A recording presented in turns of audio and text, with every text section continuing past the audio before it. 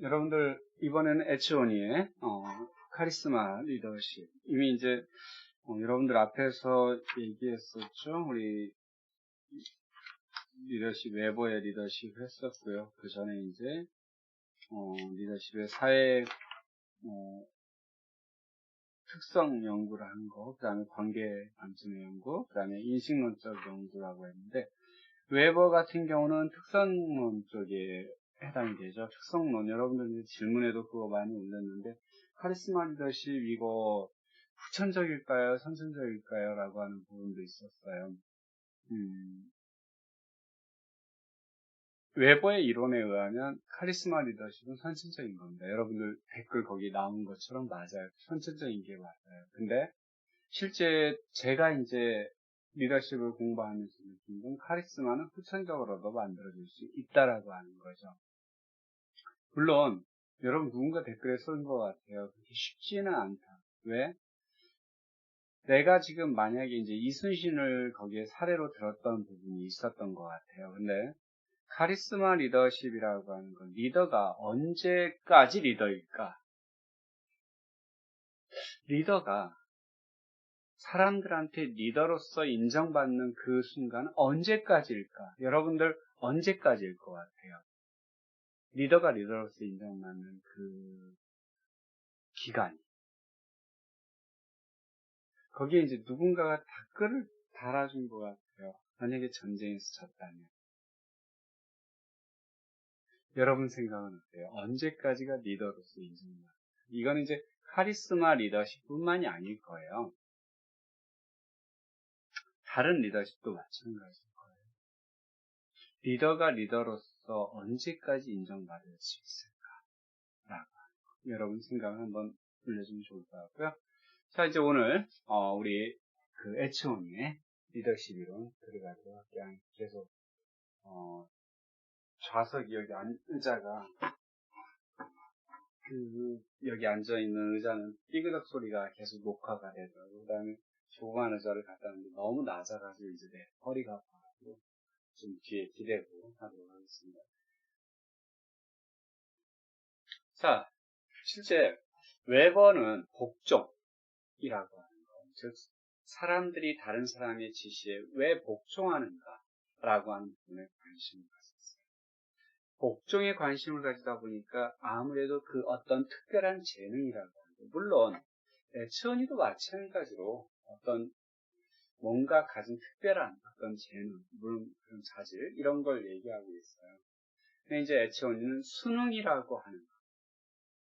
왜 사람들이 자발적으로 누군가에게 순응하는가 하는 부분에 관심을 가졌죠. 여러분, 복종과 순응이라고 하는 거. 물론 순응도 그 사람에 맞춰서 따라가요. 그런데 복종이라고 하는 건 실제 밑에 들어가는 거라고 하면 순응이라고 하는 건 그거에 적응해 나간다라고 여러분 바라보시면 돼요. 이 복종하고 약간의 개념 차이는 존재합니다. 여러분 이제 국어사전, 혹시 국어사전에 이제 찾아볼 수도 있을 거예요. 국어사전 그래서 국어사전 찾아봤었는데 수능이라고 하는 게 그게 이제 우리말 셈이라고 하는 거에 나오는 여기 표준 국어 대사전이나 네이버에서 여러분 쳐보면 수능이라고 하는 걸 쳐보면 환경이나 변화에 적응하여 익숙해지거나 혹은 체계 명령 따위에 적응하여 따른다라고 하는 거죠. 그래서 우리 이제 적응이라는 용어로 이제 많이 또 쓴다라고 하는데요. 물론 마찬가지로 다른 사전도 마찬가지예요. 상황의 변화나 주위 환경에 잘 맞춰 부드럽게 대응한다라는 뜻도 있어요. 자, 이제 요게 이제 수능이라는 표현이 있고. 그래서 카리스마에 대해서 앞에서 이미 보여줬던 거. 웨버는 기적을 행하거나 미래의 사건을 예언할 수 있는 능력과 같이 하늘이 내려주신 어떤 특별한 재능이라고 했죠. 그래서 이게 선천적으로 왜 하늘이 주신 능력은 선천적으로 타고난다라고 하는 거죠. 근데 에치오니는 구성원들의 어떤 규범적 지향에 대하여 넓고 깊은 영향력을 행사할 수 있는 리더. 무슨 얘기야? 이미 앞에서 여러분 규범적이라고 하는 부분 얘기를 했었던 것 같아요. 규범적이라는 건 뭐다? 예를 들어 어떤 바람직한 기준에, 이것이 이렇게 하는 게 바람직하다, 옳다라고 기준을 가지고 있단 말이에요. 그거에 당연히 있어야 한다라고 생각하는 걸 따라간다는, 추구한다라는 거죠. 그게 이제 이상적인 어떤 기준이 되는 거죠. 그래서 이건 당연히 마땅히 그렇게 내가 해야 돼 라고 하는, 그게 올바른 거야 라고 하는 걸 추구한다라는 거, 이게 이제 규범적인 거예요. 즉 구성원들이 당연히 그렇게 하는 것이 바람직하고 올바른 것이다 라고 하는 이 질서, 이상적인 상태를 추구해 나간다라고 하는 것이 구성원들이 그렇게 따라간다라고 하는 거예요. 그게 올바르다라고 본인들이 인식하고 있게끔 하는 게 리더가 가진 능력이라는 거예요. 구성원들이 봤을 때, 이게 올바른 거야. 이게 당연한 거야. 이렇게 당연히 있어야 되는 거야. 라고 거기를 따라간다는 거죠. 자, 카리스마는 리더의 특성 자체에 있는 것이 아니라 리더와 부하 간의 관계에서 리더에 대한 부하의 반응에 의해 결정됩니다. 즉, 둘 사이의 관계에서 부하가 리더를 갖다가 어떻게 생각하느냐라고 하는 거죠. 결국 이 둘 사이의 관계에서 순응한다라고 하는 건 뭐가 필요하다? 신뢰가 필요하다. 여러분들 앞에서 언젠가 한번 얘기를 했었던 것 같은데요. 자, 여러분이 실제 혹시 누군가 여러분을 갖다가 선배로서 존경하거나 혹은 여러분이 어떤 존경하는 선배를 가지고 있을 때 그 사람을 갖다가 신뢰한다? 그러면 무엇이 있어야 될까? 그 사람을 신뢰해야 한다. 자, 그러기 위해서는 우선 여기 이제 그 스티븐 코비의 7가지 성공하는 사람들 7가지 습관에서는 이 신뢰를 위해서는 2가지가 필요하다라고 얘기를 하고 있어요. 어떤 거? 성품과 역량이라고. 여러분 누군가를 신뢰한다. 여러분이 어떤 선배를 존경한다. 그러면 그 사람의 우선 첫 번째가 인간성, 됨됨이도 되겠죠. 또 인간성이 좋다라고 하는 측면, 그 사람의 성품이 참 좋다라고 하는 측면, 이런 측면 외에도 어떤 것, 그 사람이 또 자신의 어떤 역량, 분야에서의 능력을 가지고 있어야겠죠. 인간성은 좋은데 참 능력이 없어요. 능력은 좋은데 인간성이 참 못됐어요.